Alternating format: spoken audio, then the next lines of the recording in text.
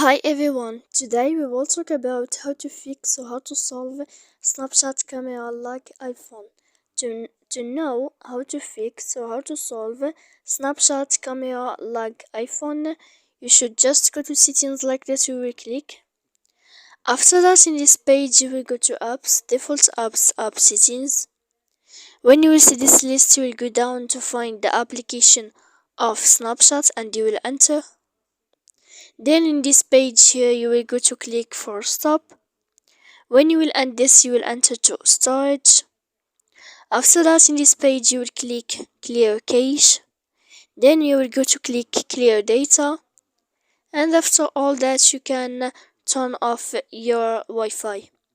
So please don't forget to support us by like and subscribe.